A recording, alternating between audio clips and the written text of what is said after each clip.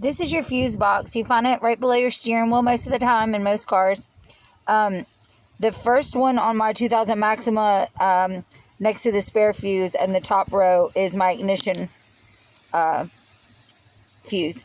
So I replaced it. It wasn't bad, but I replaced it anyway. That wasn't my problem. My problem was the cylinder on the ignition.